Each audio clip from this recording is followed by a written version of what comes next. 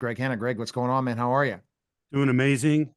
I can't wait to talk to our next guest. Our next guest is Chris Ruddy. He's the CEO of Newsmax. Chris, thanks for stopping by. And Greg has a lot of quick questions. We only have you for a bit of time, so let's get rolling. Oh, that's fantastic. Hey, great to meet you, Chris. Thanks for Great to taking a be few on minutes. with you, Neil and Greg. Appreciate it.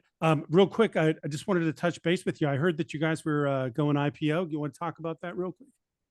Well, first of all, I really appreciate your time. You do look like you're in a wine cellar, so I wish I had some of that fine wine. Good way to kick off the weekend here. Anytime you're in Boston, come on by. Okay. Well, that's good to know. I'll make a note of it. Newsmax has been around for a while. We started as a digital media company in 98, I'm sorry. Had tremendous influence and impact. In 2014, we started a cable news channel. And now we're the fourth highest rated cable channel with great shows like Greta Van Susteren, Rob Schmidt, Greg Kelly, a lot of others. It's been tremendous. And we're reaching about 40 million people regularly. Reuters just did a study and they found that there's 12 top news brands in the United States, and Newsmax is one of them.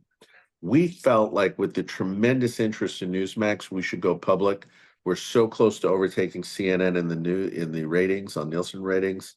Now would be the time for us to have a tremendous impact. And we could join with tens of thousands, 100,000s of investors. So we did file last week to go public with the SEC. We have a great investment bank digital offering. And we actually have the ability for people to buy shares early with a discount of 25% to the IPO price and a 7% dividend. Pretty interesting stuff. Obviously, the IPO is subject to approval by the SEC. If they go to newsmaxinvest.com, our website, all one word, newsmaxinvest.com, they can see all the information, read it, and join in. You can actually buy a share with your credit card as long as you're eligible, and the government sets those rules on eligibility, not us. But take a look, and I think you'll find it. We've gotten tremendous reaction. All right. That's fantastic. Greg, I'm just gonna let you hit the questions. I'm just impressed as a B to have him on the show, and I know you have some really good questions. Go ahead. Well, I'm excited. We'll leave the debate the other night. I'll tell you, I was watching a lot of Fox, and then I came across you guys by accident when I was getting a little confused whether I was listening to CNN or Fox. A couple of years back, they got a little bit blended with their fair and balanced. Didn't quite seem that way any longer. But I've been very impressed with how you guys deliver, current news and the politics and so on. Also, I did make a note that Google had you friendship with President Trump, our commander in chief, and you tell us about that. How did you guys meet? What's that like? Well, I've known President Trump for over 25 years. Remember, Newsmax was founded in 1998 in West Palm Beach. And, some people say history is all about geography. And I was in short period, I met him. And then we became friends. I became a member of his different clubs.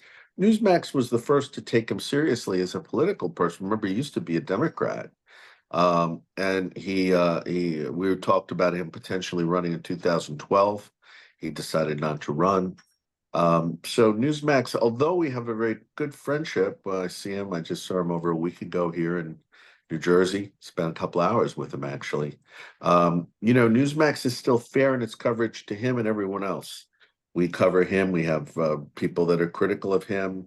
But we, unlike Fox, where they were trying to freeze him out, they don't cover all his rallies and speeches. They don't cover him as a news person.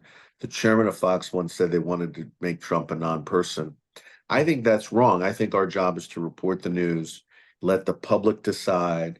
And that approach is done really well because our ratings are up, double digits, sometimes up 50% in certain day parts over last year. So people are doing what you're doing, Greg.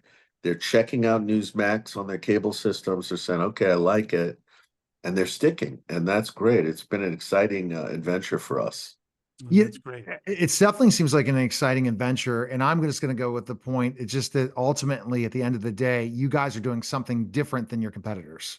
And that is really covering the news the way it should be covered and give another side than most of the mainstream media does.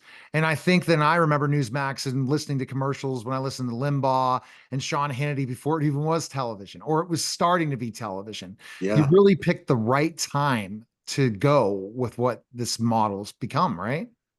Yeah, talk radio and talk shows like yours have been, Neil, a tremendous boost to Newsmax from back in the beginning.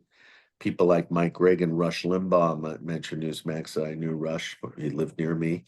We were the outlet talk radio would prefer because they knew they weren't getting a fair shake. The media research study just did a research since Kamala Harris got anointed. She wasn't elected, anointed by the Democratic Party. She's gotten almost 85% positive press coverage from the big media. Trump, during the same period in the study, got 90% negative press coverage. What does that tell you about the state of media? I mean, they don't even pretend to be non-biased. They don't pretend anymore. Look at the ABC debate. The ABC debate, ABC was working with Kamala Harris. They constantly, with 5 or 6 times, challenged Trump, Yeah. but they never challenged her on any of her information, statistics, or claims. I mean, how can you say that's a fair debate? I mean, it's ridiculous. It's just patently a fraud. Yeah. I'm not a great political guy or anything, but I've seen her speak before, and she seemed pretty prepared, as if she had had the questions well in advance of the debate, is all I'm thinking. Well, yeah, I mean, any reasonable thinking person thinks she probably had the questions in advance. Yeah. She seemed to have, and she's a person like in other venues, when she's questioned about anything, she doesn't seem to know what to say. And then there's some, they're saying it's a conspiracy theory, but the guy that manufactures this earring that has a microphone on it, a hearing aid, it's an earring, said it looks remarkably like his product. Wow. That's Okay. amazing. All right. So Greg has his final question for you, and go ahead, Greg, with that final question. Yeah. So I really appreciate it, Chris. Real quick, before I ask you that, are you guys going to put your hat in the ring to do the next debate? I know Fox jumped in, but it would be Well, great we if are you guys could talking do with that. both candidate sides about potentially doing something. We may end up doing town halls. We'll see what happens. But at the end of the day, a lot of what we do is just continuous coverage. And I think you really like it. Like we'll be covering President Trump's speech today, this afternoon, 5 o'clock. He's giving his rally in Vegas on Friday night. We'll be covering live. So these things, and we will be covering Harris events. As difficult as it may be for some people to watch them, they should, because they get an understanding of what she's saying and what she's about. And I think that's a good thing. Me too. Me too. All Well, right, Chris, here's my final question. We ask all of our entrepreneurs, our business leaders, and celebrities this question. Tell me, Chris, what do you feel is the most important thing in life you've ever learned? I like Isaac Asimov's quote. He said, "Nothing disturbs me more than people who think they know everything, especially to the people like us who do." So that's a joke. But I think the most important thing is the limits of my own knowledge, and that you got to rely on basically getting information from a lot of people, and you got to rely on God ultimately, because He is the beginning and the eternal source of all truth and knowledge. And I think that to me is the biggest thing. I think as you grow in understanding and wisdom, is to know how little you actually do know. That's so amazing. Last thing, Chris, I guess, what is your day like as a CEO of Newsmax? What time does it begin and end? Just for people who know that. Oh, I'm not a morning person because I come out of journalism. I was in print newspapers, and we tended to work late at night to get newspapers out and do stories. So I'm up at 6:30 in the morning, but I'm not like working right away. I do check in on a number of key websites. There's this I check in on Newsmax's stuff. There's a guy named John Ellis that does a really good Substack, a summary of the news. There's Politico's Playbook. I like that. And then I get a focus on what's going on. I'm in the office, and we do a 10 a.m. meeting every day. It's called our managers meeting. We have close to 500 people working for Newsmax now.